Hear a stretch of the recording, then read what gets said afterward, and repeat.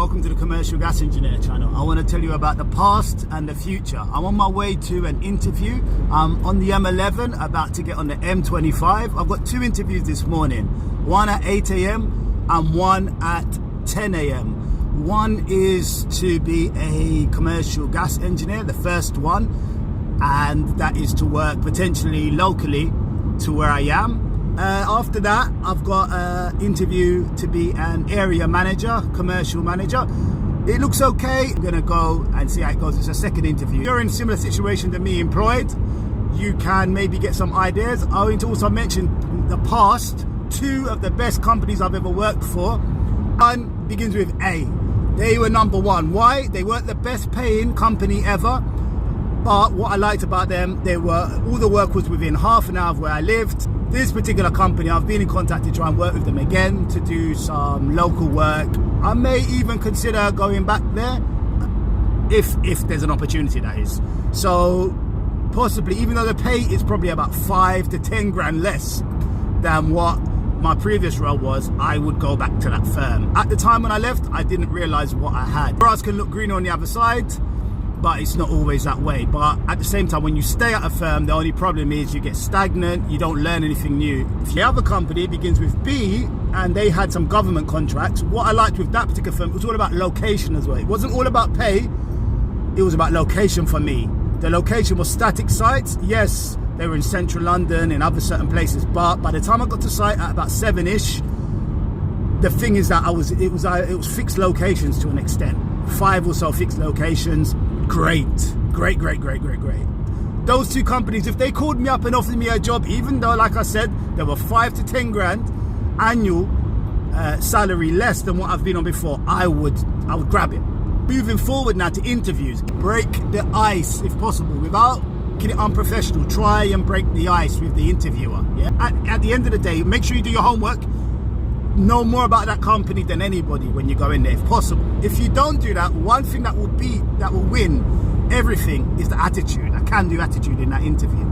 If you basically say to that person that you are, what's the word? When they say, can you do this, can you do that, can you do call out? I'm not saying lie and say you're going to do everything, but what they want to hear is someone that's going to show up, get the job done, isn't scared of overtime, isn't scared of call out, is going to get the job done and can do it and has got the experience, the technical. Once you do that, and also don't talk too much, when they ask you questions, 30 seconds to answer a question and then move on. Keep it ultra professional.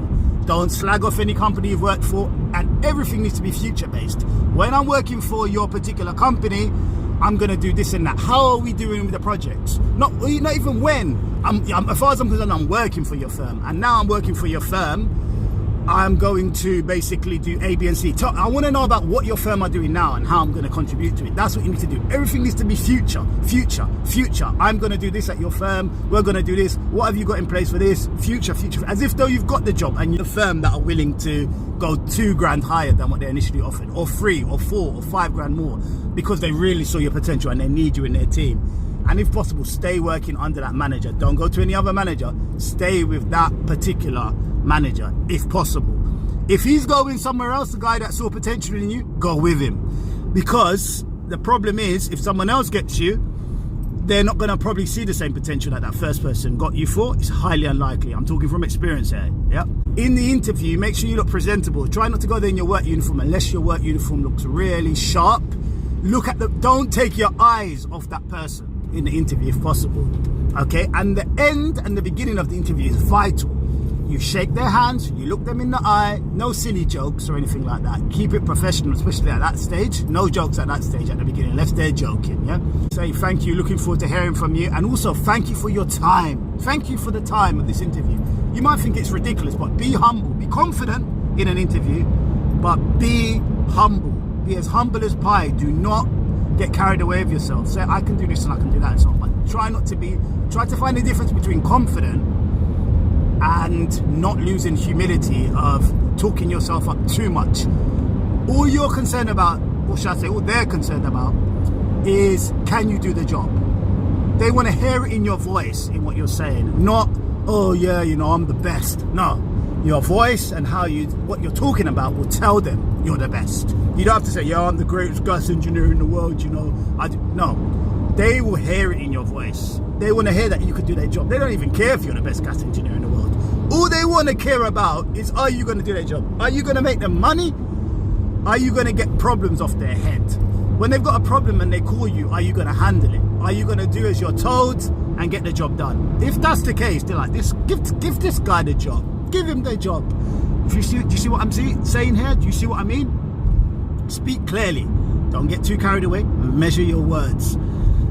So take your time talking. You don't have to get caught up with the I'm going to do the job well. No, you don't have to do that. You can take your time, be confident, and take breaths. It's okay to pause and tell them that you can get the job done. Tell them what you've done from experience. Experience is a good way of expressing that you're able to do the job. In one scenario, I did A, B, C, and D, but don't go over a minute because they really want to talk. They don't want you to talk. They want to tell you how amazing their company is. They want to tell you how great it is and how much of an honor it is for you to even be sitting in front of them. That's what they want to talk. Don't cut when they're talking. Don't speak over them. And if it's a video call, make sure you're there early, a good 10 minutes to make sure that the link works, the Microsoft Teams link works, etc. Or even a telephone call, be ready, go to a quiet place, let the interviewer do more of the talking. Ask the interviewer questions. Make sure you ask them questions and don't need to be asking about the conditions of the job. Am I going to get paid this and that? Am I going to get paid? A lot of the time, make sure it's in writing. Anything they agree to over the telephone or face to face, you're probably not even going to see it in reality unless it's in writing. Yeah, make sure it's all in writing. And even if it's in writing, you're probably not going to see it. So, but that's a lot more sure than what someone tells you by word of mouth. You say, oh, I didn't agree. You didn't tell me it was going to be here and I was going to be working in China and I was going to be working here and there. You didn't tell me that. You know, what's going on? If it's in writing, you've got a stronger leg to stand on. So basically what I'm saying is get things in writing. Don't believe what they tell you.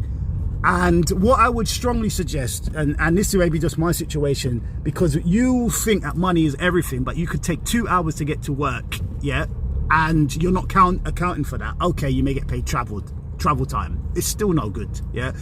Ideally, what you want is a company to pay you a strong wage, not a diluted wage from travel time and so on, but a really strong basic, yeah, strong basic, and when you're doing overtime and so on, it's multiplied, okay? Or even if you're not doing overtime and you want a job which is local to you, I'm just saying that if you're working for a company, those are the best assets I've seen. I've worked for more companies than you have, more than likely, and local, strong base salary, those are the two main things that you're after, okay? That personally, after what I've realized, was a game changer throughout my career. Local work, and in your personal time, you can build your own business, you can build up your family, you can build up your connections with people, you can build a lot if you get home at, say for instance, 4 o'clock. Whereas if you get home at 6, 7, they best be paying you very well for that extra time. And if you're at a firm for several years, make sure you're getting back from them just as much as you're giving them. Working for a firm, if you find a good firm and that firm is local, yeah, I'm talking about half an hour commute to work, don't leave it. Just stick with it, regardless of what happens. Stick with it. Or if they've got static work, so say for example you've got to drive 45 minutes to an hour, but it's like one site that you stay at, or you go to another, or they've got other sites, not just one site but 2 or 3 sites they look after, or you look after 4, or if it's one site, oh my, those are the best ones. Yeah, static sites, or work within half an hour where you live, and it's just like in a few postcodes. But the driving ones, forget it. The company, location is everything. That's everything for me. Pay is one part of it, but location is critical. Bye.